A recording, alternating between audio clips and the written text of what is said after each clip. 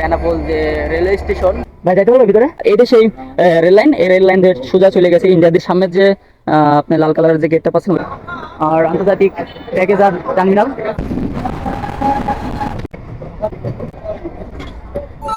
Hello viewers, Rakib ওটিজির পক্ষ থেকে আপনাদের জানাই আন্তরিকভাবে শুভেচ্ছা এবং অভিনন্দন।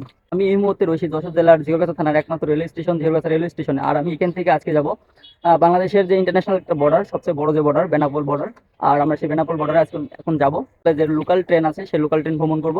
আর আজকে আমি ভিডিওর মাধ্যম দিয়ে আপনাদেরকে এই লোকাল ট্রেনের ভ্রমণ এবং বেনাপোল বর্ডারের কি অবস্থা এখন বর্তমানে, এবং যারা ট্রেনে করে আপনারা ইন্ডিয়াতে যাতায়াত করেন তারা কোন জায়গায় ইমিগ্রেশন করে, সমস্ত জায়গাটা আজকে ঘুরে দেখাবো এবং সমস্ত তথ্য আমি ভিডিওর মাধ্যম দিয়ে তুলে ধরার চেষ্টা করব। তো অবশ্যই সবাই মনোযোগ দিয়ে আমার ভিডিওটা দেখবেন। চলুন যাওয়া যাক। অবশেষে অল্প কিছুক্ষণ ওয়েট করার পর ট্রেনটা চলে আসছে।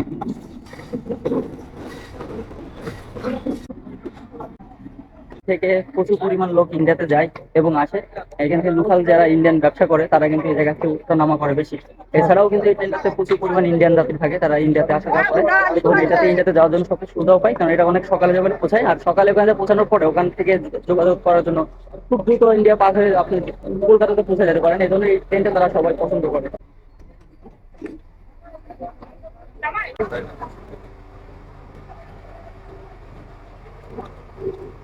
তো অলরেডি আমরা সেই ট্রেনে উঠে গেছি, আর ট্রেন আমাদের ট্রেন ছেড়ে দিছে। আমরা এখন ট্রেনের মধ্যে আছি, আর এখান থেকে মাত্র 45 মিনিট সময় লাগবে বেনাপোলে পৌঁছাতে। আর এই জিওগাছার মধ্য দিয়ে চলে গেছে যে মাইকেল মধুসূদন দত্ত যে কপোতাক্ষ নদ, আমরা সেই নদকে এখন দেখাবো।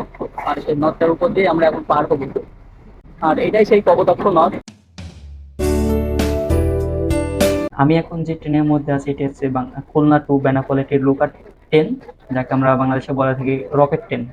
এই ট্রেনটাতে এক সাইডে দেখতে পাচ্ছেন, এক সাইডে আছে ডাবল সিট এবং আরেকটা সাইডে আছে 4 সিট। আর এই 4 সিটে সাধারণত 5 থেকে 6 জন লোক বসতে পারে এবং 2 সিটে 2 থেকে 3 জন বসতে পারে।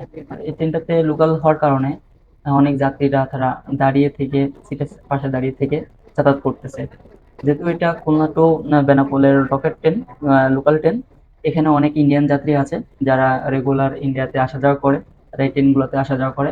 যাতে এই ট্রেনে যদি সকালবেলা আপনারা যান তাহলে অনেক সময়ের মধ্যে, অল্প সময়ের মধ্যে আপনারা কলকাতার ভিতরে পৌঁছে যেতে পারবেন।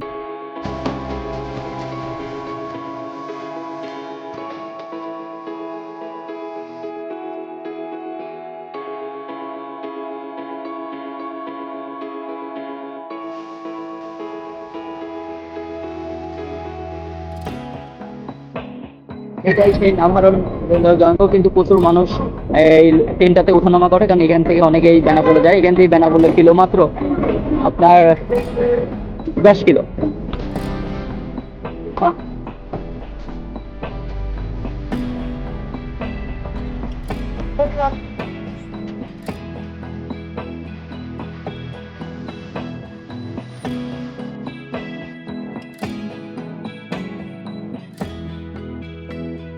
আর 2 মিনিট অপেক্ষা করার পরে আবার আমরা সেই ট্রেন জার্নি শুরু করলাম। আর এখান থেকে মাত্র 10 থেকে 15 মিনিট সময় লাগবে আপনার বেনাপোল যে রেলওয়ে স্টেশন সেই স্টেশনে যেতে।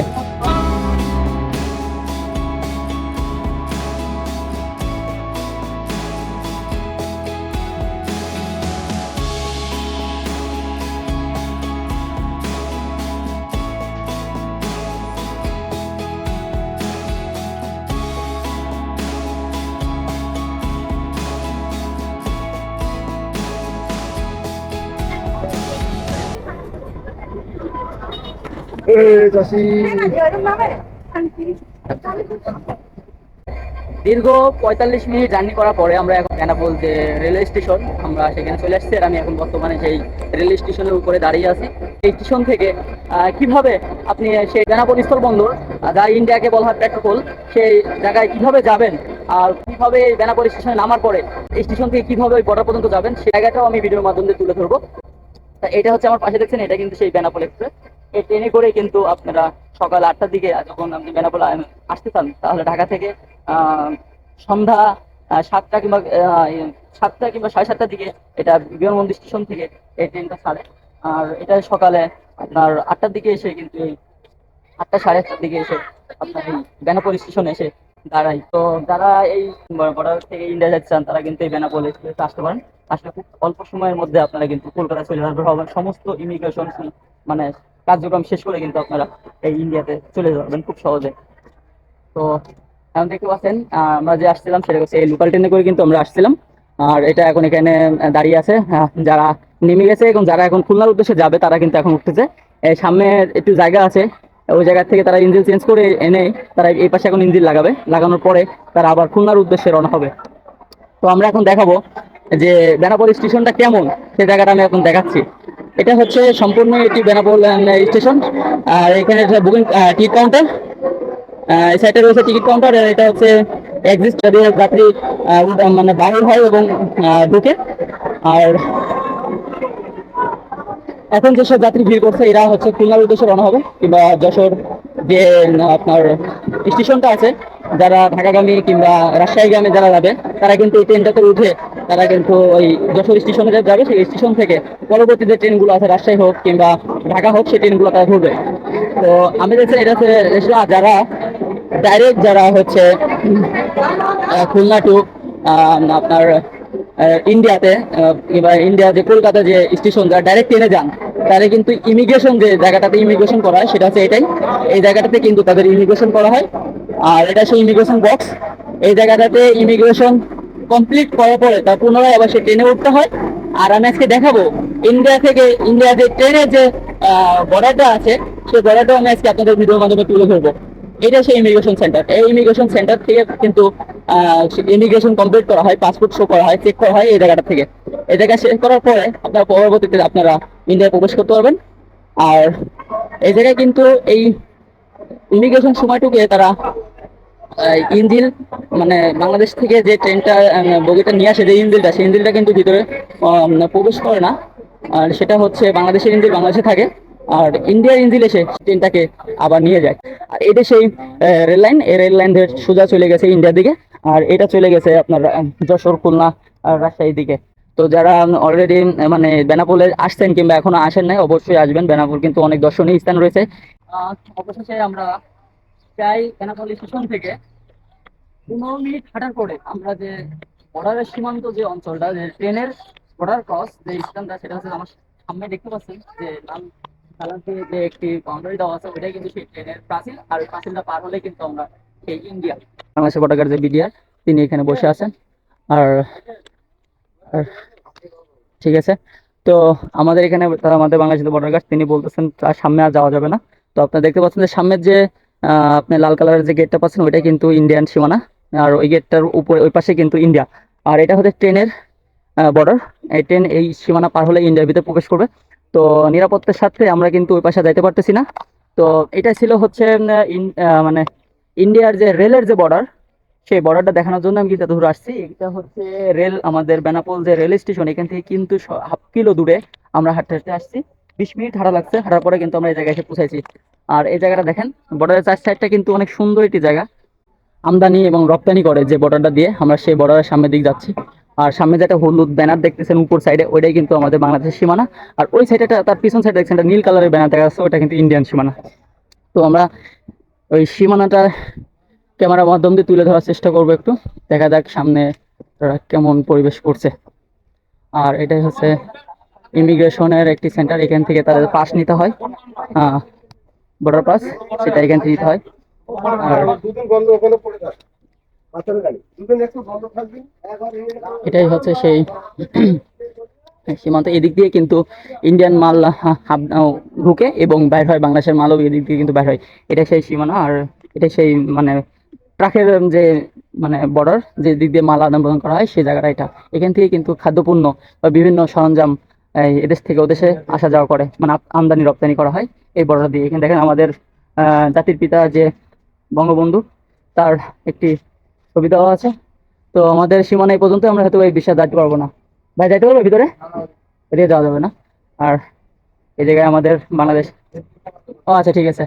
আর এখানে আমাদের এক বাংলাদেশ বর্ডার ভাই আছে, সে এখানে আমাদের যাইতে নিষেধ করতেছে। তো এটা স্যার ব্যানার। আর এই মুখ দিয়ে কিন্তু যত ইন্ডিয়ান ট্রাক গুলো আছে তারা এই পাশ দিয়ে আমাদের এই বাংলাদেশে ঢুকে, এবং বাংলাদেশ থেকে যত মালপণ আছে সবকিছু ওইদিকে যায়। আপনার এই সাইডটা দিয়ে কিন্তু আপনি TNC নামার পরে এখানে কিন্তু কিছু লোকাল গাড়ি থামে, অটো ব্লক কিংবা অটো ভ্যানে করে কিন্তু এখান থেকে আপনি যেতে পারবেন বেনাপোলের যে স্থলবন্দর, মানে বেনাপোল যে বর্ডার, সে বর্ডার কিন্তু যেতে পারবেন। আসলে এই গেটটা দিয়ে কিন্তু যাত্রীরা স্টেশন থেকে বের হয় এবং স্টেশনের ভিতরে ঢুকে।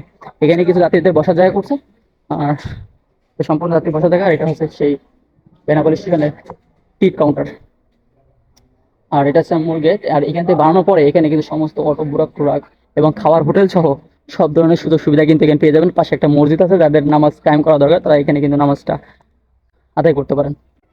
বড় ভাই যাবেন নাকি, বর্ডারের দিকে যাবেন? চলেন হাসি।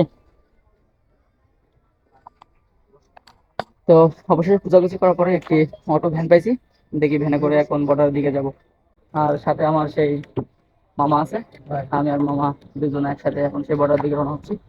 বর্ডারের কি অবস্থা এখন বর্তমানে, এখন কেমন জ্যাম কিংবা কি ধরনের সুযোগ সুবিধা আছে, কি ধরনের হোটেল সেভ করতেছে, সেগুলো ওখানকার মানুষ যারা এখন ইন্ডিয়ায় ঢুকতেছে তাদের কাছ থেকে শোনার চেষ্টা করবো। তো আমি এখন রেল লাইন রোডে আছি। রোড থেকে যাওয়ার পরে আমার সামনে একটা রোড দেখছি, এটা হচ্ছে মেন রোড। মেন রোডের এই ডান সাইডটা চলে গেছে যশোর দিকে এবং বাম সাইডে চলে গেছে কলকাতা এবং বেনাপোল বর্ডার। তো আমরা এখন বেনাপোল বর্ডার দিয়ে যাবো, যেহেতু বাম দিকের দিকে যাবো। আর এটা চলে গেছে বেনাপোল যে বাস কাউন্টারটা এবং পোড়ো গেট সব এদিকে।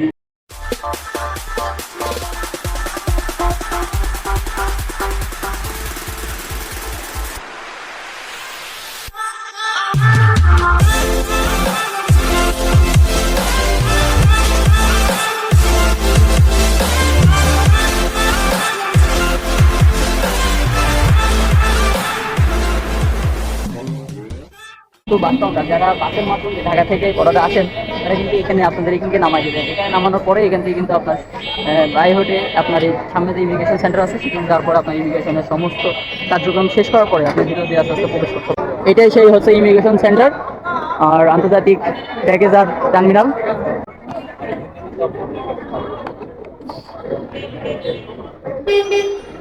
এটা কিন্তু ইমিগ্রেশনের হচ্ছে মূল এখানে কিন্তু আর যারা হচ্ছে ইন্ডিয়াতে ঢুকবে তারা কিন্তু ল্যান্ড ঢুকবে, এখন ভিতরে প্রচন্ড ভিড় দেখা যাচ্ছে। আর আজকে টোটাল আগের সাথে একটু ভিড় কম আছে মোটামুটি এই ভিতরটাতে। আর কিছু আইনি সমস্যা থাকার কারণে আমরা ভিতরে এখন ঢুকতে পারছি না, ক্যামেরা নিয়ে ভিতরে ঢোকা নিষেধ আছে বর্ডারের ভিতর দিয়ে। তো আমরা এখন ভিতরটা আমি হালকাভাবে একটু দেখাবো আপনাদেরকে, ভেতরে ঢুকে চেষ্টা করবো ভিতরে পরিবেশটা দেখানোর।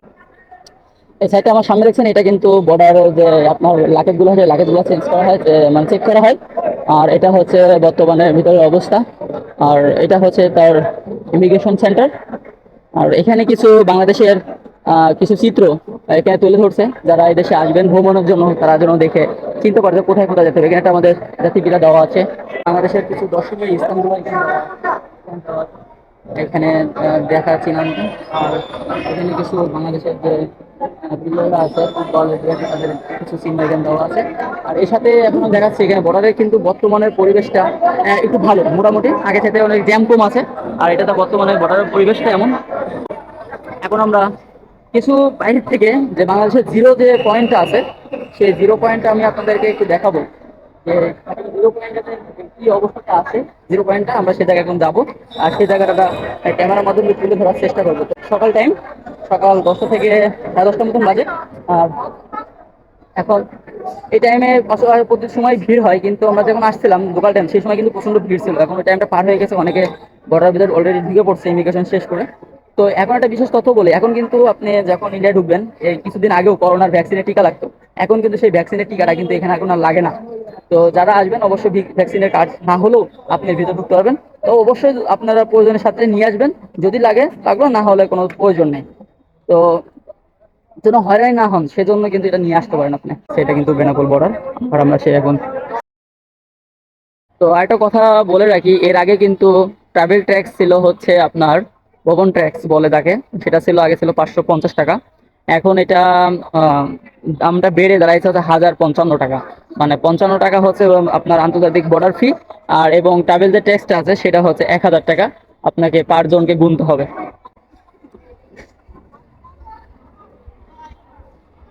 আর এটা হচ্ছে আপনার বাংলাদেশ যে আন্তর্জাতিক সীমানা বন্দর বেনাপোল, আর ওই পাশেরটা বললো পেট্রোপোল বর্ডার।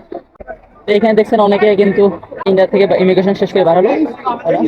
তো এখন তেমন একটা কিছু তারা নিয়ে আসতেছে না দেখছি, আগে তো অনেক কম্বল কিংবা অনেক কিছু এখানে নিয়ে আসতো, তো এখন দেখা যায় তেমন একটা কিছু কিন্তু তারা এখানে এখন আর নিয়ে আসে না। সব ধরনের জিনিস কিন্তু ইন্ডিয়ান অনেক জিনিস কিন্তু আপনি বাংলাদেশের ভিতরে এই বেনাপোলে কিন্তু পাবেন। আর আরেকটা বিষয় আপনাদের বলে রাখি, এই বেনাপোলে কিন্তু এখান থেকে যদি আপনারা যেতে চান তাহলে 10 টাকা খরচ করতে হবে আপনার ট্রেন স্টেশনে যাওয়ার জন্য। আর যারা বাসে যেতে চান 2 থেকে 5 মিনিট হাঁটলেই কিন্তু টোটাল সব বাস কাউন্টার এখানে পেয়ে যাবেন। তো এই সাইডে দেখতে পাচ্ছেন এখানে কিন্তু একটা গ্রিন লাইনের আপনার পরিবহনের একটা টিকিট কাউন্টার, এটা রয়্যাল পোস্ট সার্ভিস। কিন্তু এখানে সোয়াগ পরিবহনের কাউন্টার কিন্তু সাইডে আছে, আর এখানে একটা সামরিক কাউন্টার দেওয়া আছে। তো এখানে আপনি মোটামুটি সব ধরনের কাউন্টার কিন্তু এখানে পেয়ে যাবেন। দেখবেন এখানে আছে হামদাদ এক্সপ্রেস, হিমাচল এক্সপ্রেস, নাহিদ আবাদ হোটেল আছে, এখানে আপনি হাঁটতেও পারবেন। তারপর এখানে লিটন ট্রাভেলস আছে, মানে সব ধরনের বাস কাউন্টার কিন্তু এই জায়গায় আপনি পেয়ে যাবেন। তো আর এখানে সব বাস কাউন্টার আছে, যারা ঢাকা থেকে আসেন এই বাসের মাধ্যমে তারা কিন্তু এই জায়গায় এসে আপনাকে নামতে হবে। এই জায়গায় নামার পর এখান থেকে হেঁটে বাসের কন্ট্রাক্টরের মাধ্যম দিয়ে হোক আর নিজে হোক আপনি ইমিগ্রেশনে যত প্রসেসের যে ট্রাভেল ট্যাক্স ম্যাক্স বলেন, ভ্রমণ ট্যাক্স ম্যাক্স যা বলেন সবগুলো কিন্তু নিজে করতে পারবেন, ওদের মাধ্যম দিয়ে করাতে পারবেন। তো আজকের ভিডিও আমার এখানেই শেষ। তো যারা ইতিমধ্যে আমার ভিডিও এখনো দেখছেন কিন্তু সাবস্ক্রাইবিং করেন নাই, তারা অবশ্যই সাবস্ক্রাইব করে দেবেন, পাশে থাকা বেল আইকনে ক্লিক করে দেবেন যাতে পরবর্তীতে আমি যদি কোনো ভিডিও দিই নোটিফিকেশন সরাসরি আপনাদের কাছে চলে যায়। এই কামনা করে আমার ভিডিও আমি এখানে শেষ করতেছি। সবাই ভালো থাকবেন।